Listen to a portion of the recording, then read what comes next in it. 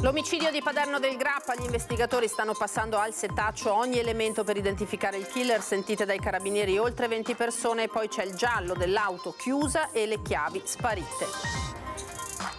Ha picchiato a sangue i genitori ultra settantenni e poi si è scagliato contro i carabinieri intervenuti per aiutare i due anziani. Un 42enne di Montebelluna è finito in manette.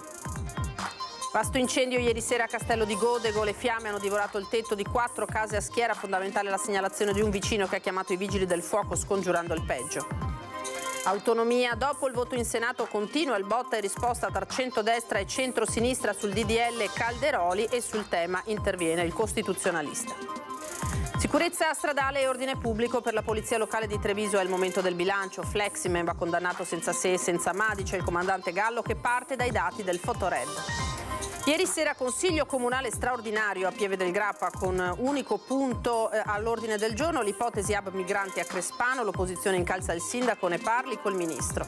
Sabato, giorno della memoria, in diretta su Antenna 3 dalle 21 lo spettacolo teatrale realizzato dagli Alpini di Oderzo e dal Centro Teatrale da Ponte dal titolo Baracca 18. Buonasera, ben ritrovati in diretta, eccoci edizione di Treviso dei telegiornali di Antenna 3 e allora andiamo alla cronaca in apertura con il delitto del Grappa. Sono giornate, ore cruciali per gli investigatori che stanno passando al setaccio ogni elemento per cercare di identificare il killer. Sentite dai carabinieri oltre 20 persone e poi c'è da capire come mai l'auto della vittima fosse chiusa e le chiavi scomparse. L'auto chiusa a chiave, all'interno tutto come Bleder Dedi aveva lasciato, il cellulare, il portafoglio, i soldi. Gli investigatori giunti sul posto hanno dovuto chiedere alla famiglia le chiavi di scorta per poter aprire la Mercedes. Ora si attendono gli accertamenti dei carabinieri del RIS per verificare se ci siano tracce o impronte. Dai primi rilievi non ci sarebbero all'interno della vettura macchie evidenti di sangue. Queste sono le ore salienti, quelle più importanti per riuscire a dare un nome ed un volto al killer. Sono oltre una ventina le persone sentite dai militari dell'Arma, far conoscenti i familiari, amici e colleghi di lavoro.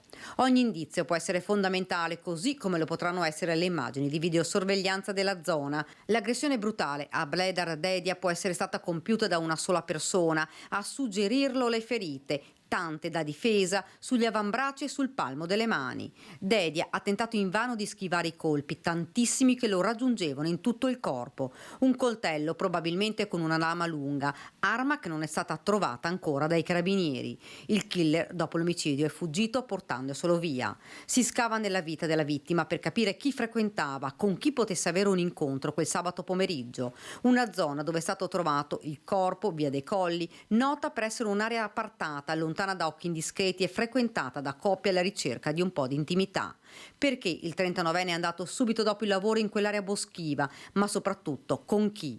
L'ultima telefonata è stata fatta ad una familiare alle 16:15, poi il silenzio, fino a domenica mattina, quando la moglie ha allertato le forze dell'ordine. L'uomo era già morto. A trovarlo un amico con il quale doveva andare a pescare proprio in quella giornata.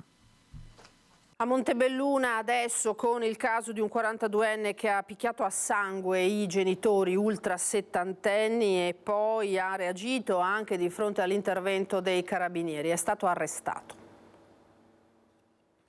Calci e pugni, un'aggressione violenta contro i genitori ultrasettantenni. Sono stati proprio loro, disperati, che hanno chiamato le forze dell'ordine. Il grave episodio è avvenuto a Montebelluna, in una casa dove l'uomo 42 anni viveva assieme alla mamma e al papà.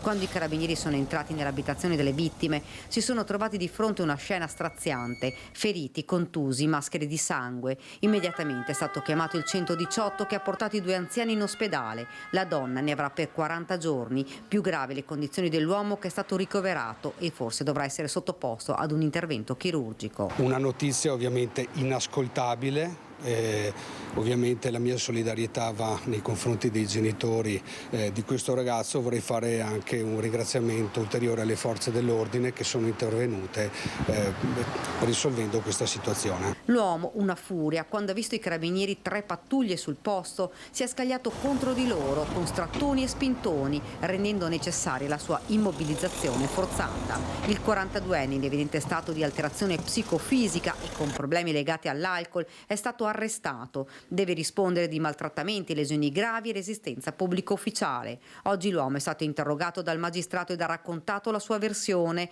L'avvocato Francesco Pagotto, legale del 42enne, ha chiesto fosse ricoverato in una struttura di recupero, ma per ora rimane in carcere. Ci sono diverse iniziative promosse dal comune per le dipendenze, spiega il sindaco. Ci sono tante iniziative anche a livello sovracomunale proprio di aiuto non solo a chi fa abuso di alcol e di sostanze stupefacenti, non resta che implementare queste attività per il bene di tutti. L'uomo, che lavora presso un supermercato, pare non fosse la prima volta che litigava violentemente con i genitori. Rimane il terrore e il dolore vissuto da questi 2 anziani picchiati dal proprio figlio. Ora andiamo al vasto incendio di ieri sera a Castello di Godego, con le fiamme che hanno divorato il tetto di 4 case a schiera.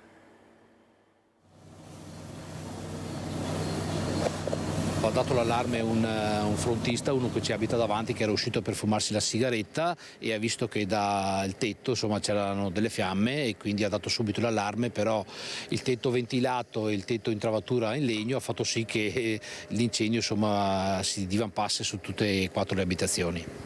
Via Alberon, Castello di Godego. Erano da poco passate le 19 quando le fiamme hanno cominciato ad ardere.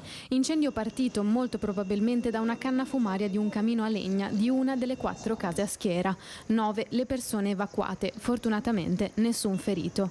Gli inquilini delle casette sono riusciti a salvarsi tempestivamente anche grazie all'intervento di un altro vicino di casa che ha provveduto a mettere in sicurezza le abitazioni prima che le fiamme invadessero i piani inferiori. Sono corso dentro alla casa e dopo mi ha risposto da sopra che stava portando giù i suoi genitori. E dopo siamo usciti e abbiamo detto è meglio spegnere, chiudere il gas e chiudere il contatore. Fare in modo dunque di limitare il più possibile i danni, evitando fughe di gas che avrebbero potuto alimentare l'incendio. Prontezza quella del vicino che è rimasto accanto ai residenti fino all'arrivo dei pompieri.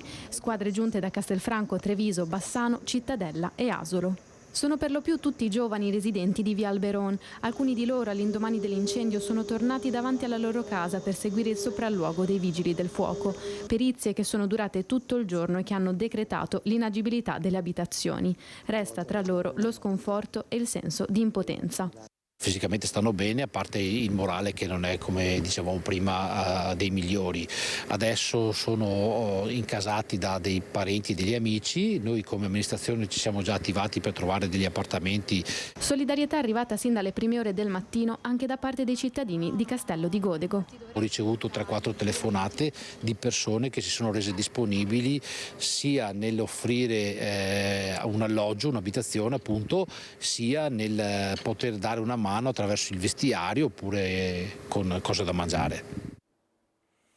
Adesso torniamo al tema dell'autonomia del Veneto, in generale differenziata in Italia, con i commenti sul voto che appunto ha dato il primo sì in Senato a questo disegno di legge. Tra i consulenti del ministro il costituzionalista padovano Mario Bertolissi, già redattore del referendum Veneto del 2017, che risponde così alle opposizioni in Parlamento convinte che l'autonomia spacchi l'Italia. Finisce l'unità d'Italia?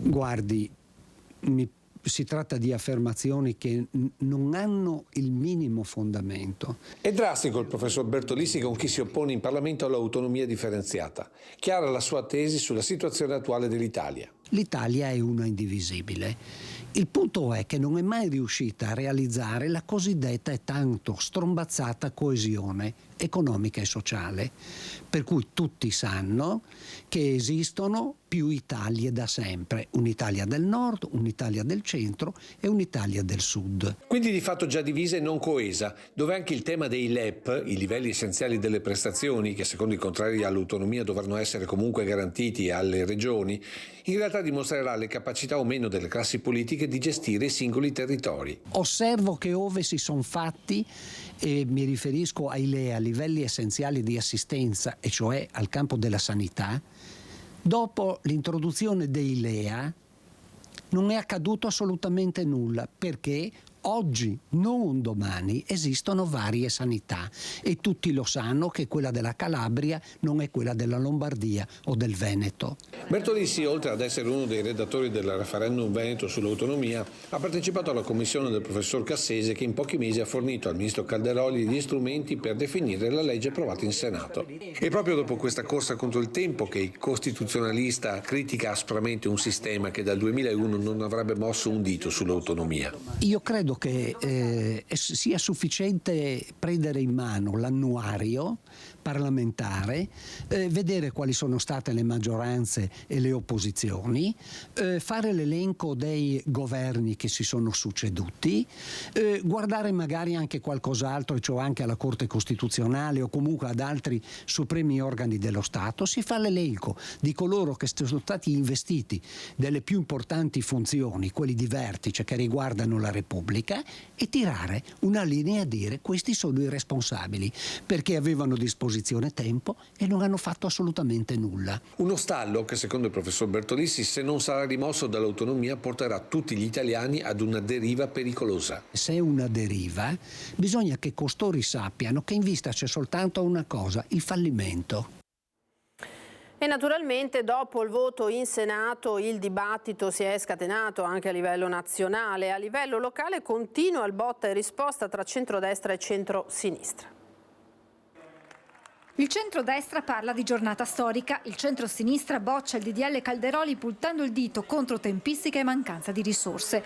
Le due facce del voto di ieri al Senato sull'autonomia differenziata in attesa che il disegno di legge approdi alla Camera. Lega e Fratelli d'Italia respingono al mittente le critiche di chi sostiene che l'autonomia farà aumentare le disuguaglianze tra regioni. Se noi abbiamo le persone competenti, brave, e ci sono, attenzione, ci sono in tutta Italia, perché è proprio questo il ragionamento, se riuscissimo a sviluppare le materie attraverso le persone, le idee delle persone, soprattutto le risorse, migliorerebbero tutti. E chi non vuole uno Stato moderno probabilmente si tiene arroccato. La Schlein abbiamo capito che darà battaglia, ma non ha capito che i suoi del PD all'interno del referendum hanno votato per questa riforma. Sul rischio spaccature tra nord e sud del paese interviene anche il presidente ANCI Veneto Conte. Già oggi ci sono delle differenze sociali evidenti, quindi è lo Stato, spiega il sindaco di Treviso, che non è in grado di garantire gli stessi servizi ad ogni regione. È giusto che ogni regione abbia maggiore autonomia nella gestione delle proprie competenze, fermo restando che i veneti comunque proprio da Costituzione continueranno a sostenere anche quelle regioni che oggi magari hanno delle difficoltà. È vero che vogliamo un paese ad una sola velocità, però consentitemi di dire che non sia la più lenta. La Lega deve abbandonare gli antichi argomenti e accontentarsi di una sorta di baratellum tra autonomia e premierato, il commento del senatore PD Martella. Sono certo non sarà destinato a durare e che oggi prevede una sorta di scatola vuota senza risorse finanziarie e senza scelte che possono incidere davvero, come ci sarebbe stato bisogno, nell'economia e nella società del Veneto. Partito Democratico come Azione che non boccia l'autonomia, ma questo tipo di autonomia. Facciamo l'autonomia che sia utile per le imprese, facciamo l'autonomia che sia utile per i cittadini. Allora parliamo di subito poche materie, 8 materie su 23, facili da definire. L'autonomia invece diventa responsabilizzazione degli amministratori. E non mi pare che in questo momento ci siano grandissimi segnali in termini di premiare le amministrazioni virtuose rispetto alle amministrazioni che non sono virtuose da parte di questo governo. Noi potremmo anche essere d'accordo, ma diciamo la verità, questa in qualche modo secondo me è una legge quadro che serve a prendere tempo. Torniamo alla cronaca. Adesso il questore di Treviso Manuela De Bernardina ha sospeso per 10 giorni la licenza di una discoteca della città, il Radica, in Fonderia, a causa del ripetersi di episodi di violenze tra avventori, uno dei quali tali da provocare il trasporto in ospedale di persone ferite con armi da taglio. Su quest'ultimo fatto sono tra l'altro in corso accertamenti da parte della polizia per risalire ai responsabili. L'applicazione della sospensione, spiega la questura, è volta a tutelare in primis la cittadinanza e quindi a contrastare la prosecuzione di una persistente situazione di pericolo definito concreto. Controlli straordinari del territorio ieri nella zona della Castellana in serata, dove i carabinieri sono riusciti a sventare un furto in abitazione. Avevano già praticato un foro nell'infisso i due delinquenti messi in fuga dall'arrivo dei carabinieri nella zona di Loria, allertati dal proprietario di casa, un cinquantenne che aveva sentito dei rumori sospetti. Sono le 6:30 di sera quando l'uomo chiama il 112. L'intervento è tempestivo, quasi a tempo record, con la coppia criminale che se la dà a gambe levate e riesce a dileguarsi tra i campi, lasciando il lavoro a metà. I militari infatti si trovavano impegnati poco distante in un controllo straordinario coordinato del territorio che oltre a Loria ha interessato anche Castelfranco, Vedelago, Castello di Godego e Resana. 10 le pattuglie impegnate per tutta la serata, che hanno inoltre controllato 50 veicoli e oltre 100 persone con 2 patenti ritirate perché scadute. Blitz sono scattati poi in altri angoli della Marca. Un 34enne è stato arrestato dai carabinieri di Villorba per espiare una condanna. Evasione, resistenza pubblico ufficiale e furti nel suo curriculum. Non poteva invece stare a Treviso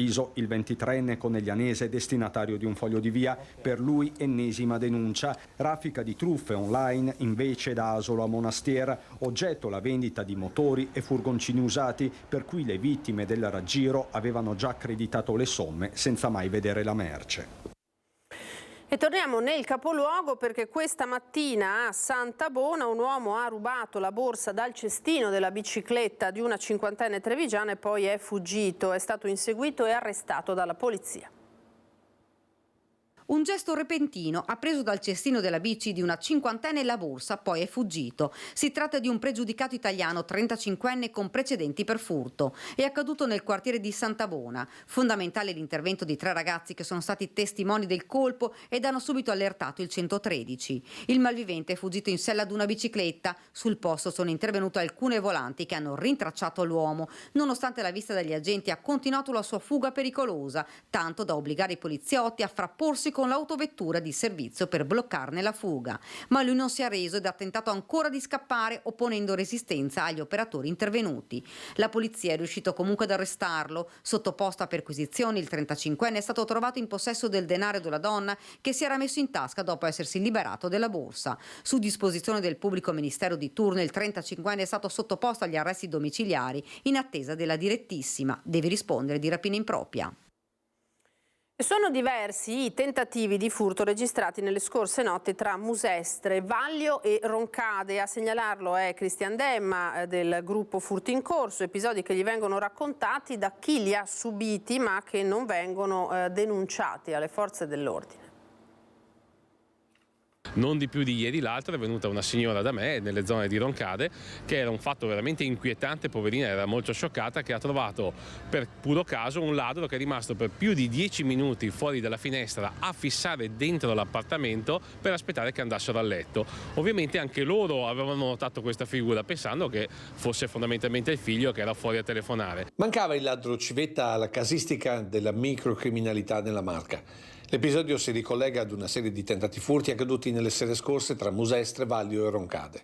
Tutti episodi raccontati da chi li ha subiti a Cristian Demma perché li segnali nella pagina Facebook, ma che non hanno fatto scattare alcuna denuncia alle forze dell'ordine. La provincia di Treviso passa invece per una provincia dove la microcriminalità non esiste. Ma questo passa per che motivo? Perché purtroppo nessuno più fa denuncia. Basta pensare a quante persone anziane non possono fondamentalmente recarsi dai carabinieri o dalla polizia a fare denuncia per impossibilità tecnica, e quindi tutte tutte quelle denunce sono già scomparse e poi vediamo che non ci sono furti, non ci sono truffe, non c'è nulla. Numeri che, sottolinea Dem, invece servirebbero a far arrivare rinforzi in questura o nelle stazioni dei carabinieri, con indubbi benefici sul fronte sicurezza. Ecco perché dopo questi ultimi fatti Dem lancia una proposta alle forze dell'ordine. La soluzione è inserire nel portale dell'Arma o della questura una parte dove posso precompilare una denuncia e quindi posso farmi aiutare dal nipote e via dicendo, e poi passa la pattuglia di competenza a chiudere e completare la denuncia stessa, in maniera che rimanga un passaggio di quello che è successo e non resti tutto vano nel nulla. In questi giorni le polizie locali hanno festeggiato il loro patrono San Sebastiano, allora anche Treviso oggi, a San Francesco dopo la messa ha poi stilato il bilancio dell'attività degli ultimi 12 mesi, sicurezza stradale e ordine pubblico in primis. Diciamo che il boom è stato registrato nelle prime settimane, nei primi mesi, adesso le sanzioni sono veramente molto poche, quindi io credo che in una settimana ce ne saranno 3-4. Alla fine del 2023 sono stati circa 700 gli automobilisti passati con il rosso in via Piave, una sessantina dall'inizio del 2024 all'incrocio dell'Ostiore, dove con il nuovo anno è arrivato anche il nuovo Fotored. Questo è uno degli aspetti contenuti nel bilancio della Polizia Locale di Treviso, che ha festeggiato il patrono San Sebastiano nella chiesa di San Francesco, tema collegato nei giorni del fenomeno Fleximen, quello della velocità. Abbiamo registrato una diminuzione importante delle sanzioni per il 142 con il 20% in meno rispetto al 2022. Quindi diciamo che è un po' l'obiettivo che deve avere l'autovelox, quindi diminuzione delle sanzioni e rispetto dei limiti di velocità. Per Gallo il killer degli autovelox va condannato senza se e senza ma nel merito interviene anche Mario Conte. Sullo sfondo le parole del collega castellano Stefano Marcon, che ha chiesto ai sindaci di fare autocritica su quei dispositivi usati per fare cassa. Non so a chi si riferisse il presidente Marcon, di sicuro a Treviso qui nessuno ha mai pensato di far cassa attraverso gli autovelox. Sempre in materia di sicurezza stradale, le distrazioni alla guida restano la causa di troppi incidenti, aumentate del 200% le sanzioni per mancate revisioni. Più in generale, in un anno sono stati 39.000 gli interventi gestiti dalla centrale operativa, 72 gli ordini di allontanamento, 5 hanno portato all'emissione di DASPO e c'è stata anche una stretta sui luoghi della movida molesta. Nel 2023 abbiamo sospeso per 525 giorni o ridotto gli orari a 8 bar grazie alle 20 ordinanze emesse dal sindaco Conte. Per il 2024 il comando potrà contare su quasi 100 agenti e un nuovo vicecomandante vicario, Patrick Antonello, che affiancherà lo stesso Gallo e il vice Aurelio Valenti. Questo consentirà di potenziare l'operazione Quartieri Sicuri. A San Francesco intanto l'abbraccio della comunità.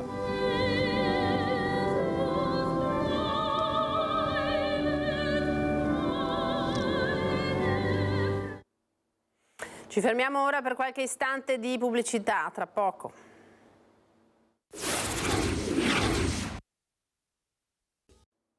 Eccoci di nuovo in diretta, ben ritrovati, edizione di Treviso dei telegiornali di Antenna 3. Ripartiamo da Cassugana, dal comune capoluogo. Parliamo di mobilità urbana con l'amministrazione che gioca a carte scoperte e conferma di essere al lavoro con un'azienda francese per portare un tram elettrico in città. Così riduciamo l'inquinamento, ha detto il sindaco Conte, e c'è l'ok del Partito Democratico.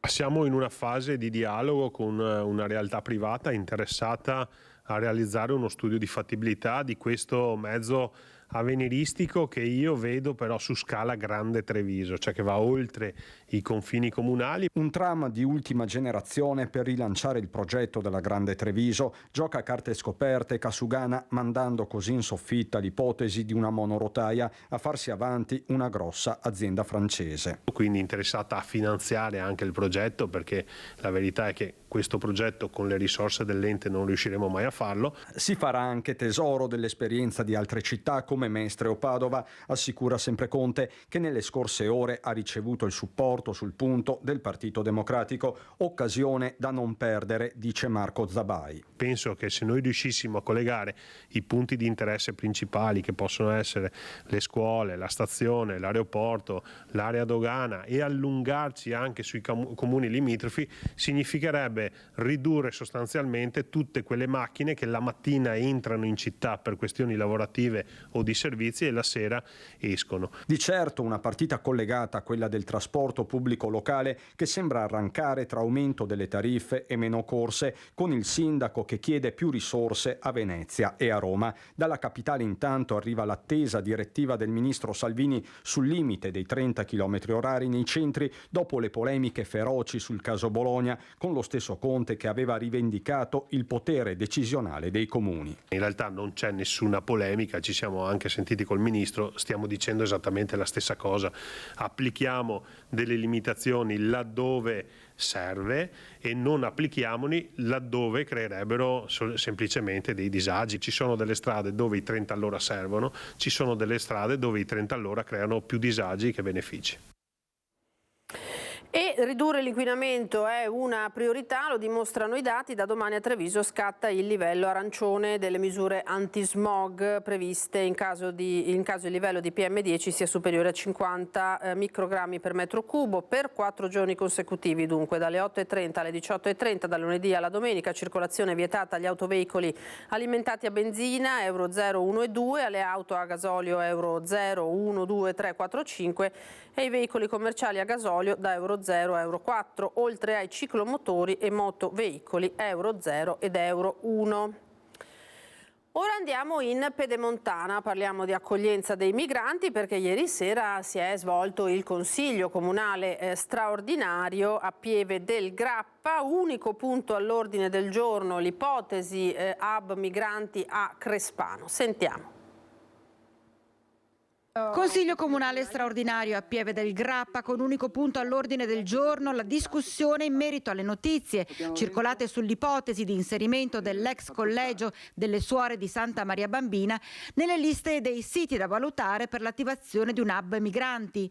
Notizie che hanno creato non poco scompiglio tra i residenti del piccolo comune della Pedemontana trevigiana. La sindaca Rampin, dal suo canto, pensava di chiudere finalmente il discorso in seduta consiliare con la lettura della corrispondenza con il prefetto, ma così non è stato. La lettera del prefetto, soprattutto nella parte finale, dice che la questione è ancora sotto valutazione e che si riserva eventualmente di comunicare le risultanze di contatti con la proprietà e informerà appunto l'amministrazione. Questo dice la lettera. Siete preoccupati?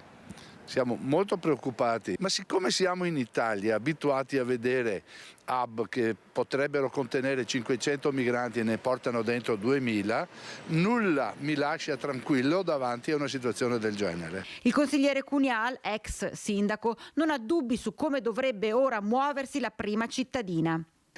Io andrei a parlare con il ministro di questa cosa perché un fatto del genere in questa comunità è convolgente perché è fuori proprio portata. Fuori portata, dice Cunial, secondo cui l'unica azione sarebbe che Rampin andasse a Roma a parlare con il ministro Piantedosi. Intanto i residenti non accettano l'arrivo di nuovi migranti, soprattutto nell'ex collegio in questione.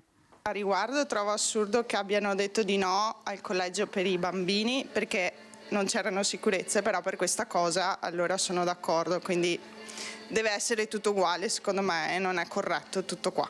Ecco, la sindaca ha assicurato che i migranti non arrivano al collegio, ma lei come la vede? Mi sembra che siamo arrivati già full, ha capito? Sarebbe preoccupato lei se arrivassero? Certamente che sì. Siamo una piccola comunità, non c'è spazio neanche per noi, si figuri se arrivano i migranti, non è cattiveria. Però, ripeto, vede il paese come è strutturato, la struttura poi, come è stato detto ieri, non è agibile a quanto dicono. Hanno mandato via i ragazzi dell'alberghiero, li hanno messi in un'altra struttura appunto per questo, perché allora non dare spazio a loro e dare spazio ai migranti. Ora parliamo del progetto Caffè Alzheimer che compie 7 anni, avviato da 7 comuni della Marca in collaborazione con ISRA per offrire un servizio di informazione con specialisti e condivisione di conoscenze sulla malattia e creare anche una rete sociale a favore dei familiari dei malati. Le stime ultimamente parlano di circa 10.000 persone nel territorio provinciale che soffrono di questa patologia, ma molto probabilmente sono molti di più, perché molti casi non vengono intercettati prontamente per una diagnosi. Secondo i dati sono in aumento anche nel territorio trevigiano i casi di Alzheimer, patologia neurodegenerativa che colpisce soprattutto le persone over 65, ma che può avere anche esordi precoci. L'Alzheimer non è più un problema di chi lo ha in casa, ma è un problema di tutti, e quindi questo tipo di iniziative servono a fare in modo che tutte le persone si sentano partecipi e affrontino il problema. Spresiano è il comune capofila del progetto Caffè Alzheimer, un programma di incontri itineranti con cadenza mensile che avviene nei 7 comuni che hanno aderito all'iniziativa grazie anche alla collaborazione con ISRA. Sono i comuni dell'area nord di Treviso, Breda di Piave, Arcade, Maserata, Ponzano, Povegliano e Villorba, progetto che quest'anno compie 7 anni. Questi incontri che aiutano familiari, assistenti familiari, volontari a conoscere di più i sintomi e le strategie per vivere bene accanto alla persona con questa fragilità, con questa patologia. Ad ogni incontro un professionista formato e competente per le tematiche che verranno trattate, dai fisioterapisti agli psicologi. La cura non è solo la cura della malattia, ma è cura di questa condizione di vita con la malattia, e il prendersi cura passa attraverso il prendersi cura dei familiari, dei loro vissuti di scoramento, ma anche di incertezza rispetto ad esempio a quale sia il modo migliore per comportarsi con la persona malata. Prendersi cura significa anche offrire alle persone malate degli spazi in cui poter continuare a vivere portando fuori i propri talenti e non solo concentrandosi su ciò che manca. E visti i risultati del 2023, in primavera ripartiranno i check-up gratuiti del benessere cognitivo, rivolto ai cittadini over 65 dei comuni interessati, in cui esplorare le proprie capacità cognitive e ricevere consigli su come mantenere in salute il proprio cervello. Tutte le informazioni ai numeri in sovraimpressione. Sabato, giorno della memoria, in diretta su Antenna 3 dalle 21, lo spettacolo teatrale realizzato dagli Alpini di Oderzo e dal Centro Teatrale da Ponte dal titolo Baracca 18.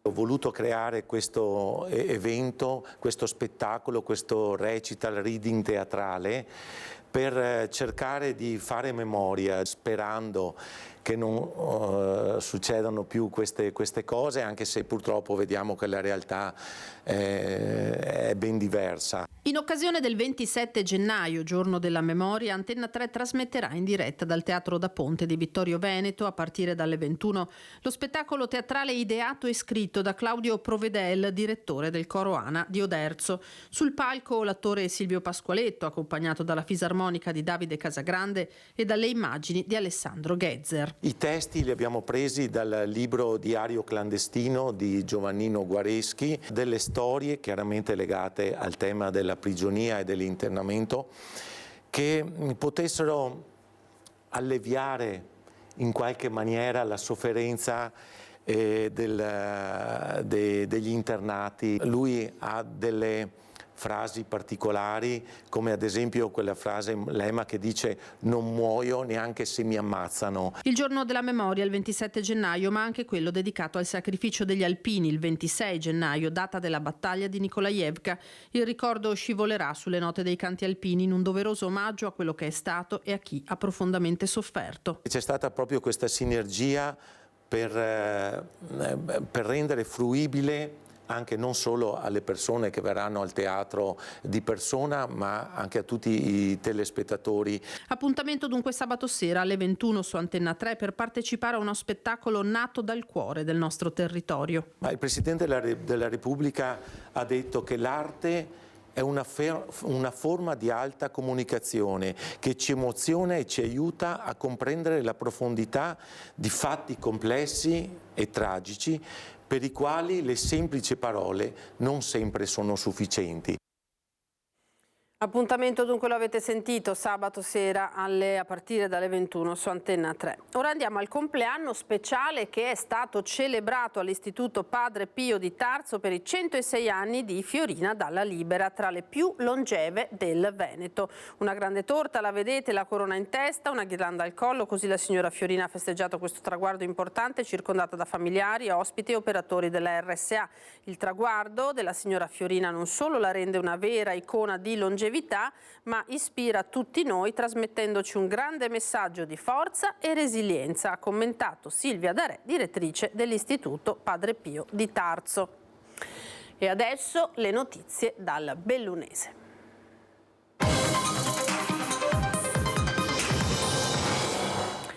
E allora partiamo dal maxi sequestro eseguito dalla Guardia di Finanza di Belluno in un esercizio commerciale di Sedico. 4.000 prodotti, tra cui oltre 1.500 oggetti a tema carnevalesco o San Valentino non conformi agli standard di sicurezza.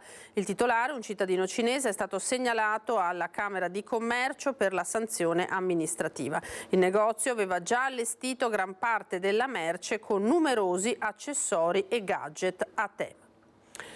Torniamo ora sulla notizia invece del via libera della commissione aggiudicatrice per il bando della nuova pista di bob di Cortina, che ospiterà le gare delle Olimpiadi Milano-Cortina 2026. È motivo di grande soddisfazione per l'amministrazione di Cortina d'Ampezzo. Si tratta di un passo definito importante verso la realizzazione dell'opera, permetterà di effettuare i test necessari entro marzo 2025 in vista appunto dei giochi del 2026. Certamente, viene detto, è essenziale garantire un controllo assiduo del cantiere per evitare errori e problemi durante l'esecuzione del progetto. Cortina si dichiara grata a quanti hanno lavorato per realizzare il progetto ed è impaziente di vedere la nuova pista da bob prendere forma.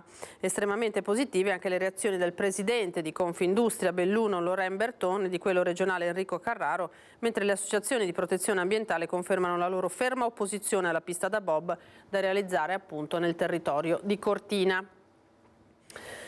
A Belluno ora parliamo dell'auditorium. Grazie ai fondi del PNRR i lavori potranno essere portati a termine. Ripresi i lavori all'auditorium di Piazza Duomo. L'intervento del valore complessivo di 1.300.000 euro è stato diviso in 3 parti e coinvolgerà facciate esterne, area archeologica al piano terra e sala auditorium dell'edificio, i cui primi interventi di carattere strutturale, edile e impiantistico sono iniziati nel 2013 e ultimati nel 2016. Le opere all'interno del palazzo vanno avanti da anni, ma dal 2016 per mancanza di fondi avevano subito una battuta d'arresto, pur se avevano consentito la ripresa delle attività musicali della scuola di musica e della banda cittadina. Stanno sistemando, diciamo, la parte retroattiva, la parte cosiddetta archeologica, poi proseguiranno sulla sistemazione della sala grande della musica e poi credo che per ultimo facciano il tetto. Per il progetto restauro e recupero conservativo, abbattimento delle barriere architettoniche e adeguamento degli impianti tecnologici della sala auditorium, l'importo stimato è di 600.000 euro. Per quello relativo alle facciate esterne e copertura, la spesa sarà di 400.000 euro e di 300.000 per l'area archeologica. Sono circa 1 milione e passa in tutto, diviso in 3 progetti convogliati in uno unico, ma insomma un bel progetto. Quindi daremo una casa della musica e della cultura in più a Belluno, davvero un aspetto importante. Se tutto va bene, per quando potrà essere restituita alla città questa importante... Credo a settembre, giù di là, insomma, nell'autunno, ecco, nell'autunno.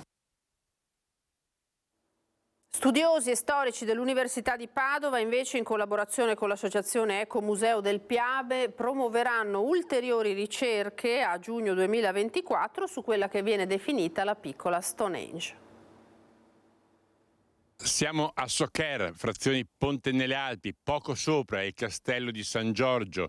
C'è un sentiero che porta sin qua abbastanza praticabile per vedere queste pietre che anche chi come Mauro Pierobon le ha viste sin da quando era bambino, perché è sempre vissuto in questi luoghi, non pensava quello che forse potrebbero essere e che la soprintendenza studierà per capire. La piccola Stonehenge di Soccer, il sito archeologico dell'età del bronzo individuato sopra l'abitato della frazione dell'Oltre Rai, è destinata ad arricchirsi di nuove scoperte. Prende infatti forma una collaborazione con l'Università di Padova. Studiosi e storici dell'Ateneo Patavino, in collaborazione con l'Associazione Ecomuseo del Piave, promuoveranno infatti ulteriori ricerche nel mese di giugno 2024. Ci sono stati degli studiosi che hanno fatto degli approfondimenti, abbiamo lavorato insieme all'Università di Padova per chiedere che nel mese di giugno del 2024 ci ci fosse una campagna di scavi molto più intensa e approfondita. La Stonehenge di Soccer rappresenta una grande opportunità in chiave turistica, per la quale sarà fondamentale la sinergia tra amministrazione comunale, mondo del volontariato e dell'associazionismo, con il coinvolgimento di esperti e studiosi. Le passeggiate e le visite guidate organizzate un anno fa suscitarono infatti l'interesse di circa 200 visitatori nell'arco di appena un paio di giorni. È un progetto nel comune di Ponte nelle Alpi che si chiama Ecomuseo ed è una proposta di museo all'aperto. Che cosa è emerso? Ponte nelle Alpi è un territorio baricentrico in questa provincia con tante popolazioni che si sono insediate e quindi quelli erano territori di grande frequentazione. È stato individuato quest'area sepolcrale religiosa dell'età del bronzo con i famosi menhir, con delle sepolture molto particolari, forse sono uno dei pochi casi in tutta Italia. Era l'ultimo servizio per questa edizione, io vi ringrazio per essere stati con noi, vi ricordo come sempre le previsioni del tempo subito dopo il telegiornale. Buona serata e a domani.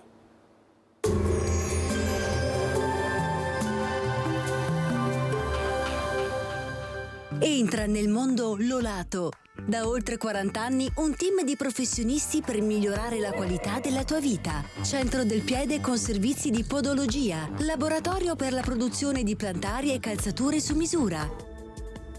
Benvenuti al Meteo. Anticiclone in rinforzo, si prospetta una giornata di tempo stabile, ma vediamo insieme il dettaglio di giovedì 25 gennaio. Sul Veneto alta pressione è sinonimo di nebbie, saranno anche piuttosto fitte nel corso della mattinata. Cielo in genere poco nuvoloso ovunque, sui monti maggiori rasserenamenti. Temperature stazionarie tutto sommato miti, minime tra lo 0 e i 3 gradi, massime tra 5 e 9 gradi all'incirca. Spostiamoci ora sul Friuli Venezia e Giulia. Anche in questo caso sarà possibile la formazione di nebbie tra notte e mattino, a seguire nuvolosità variabile ma con ampie schiarite come ci mostra la grafica. Temperature minime tra 1 e 7 gradi, massime sui 9-11 gradi. Infine diamo uno sguardo alla situazione del Trentino Alto Adige, dove sarà soleggiato con temporanei annuvolamenti, specie al mattino. Temperature minime tra 3 e 4 gradi, massime sui 13-15 all'incirca. Dal Meteo di Antenna 3 per ora è tutto, grazie per l'attenzione. Arrivederci.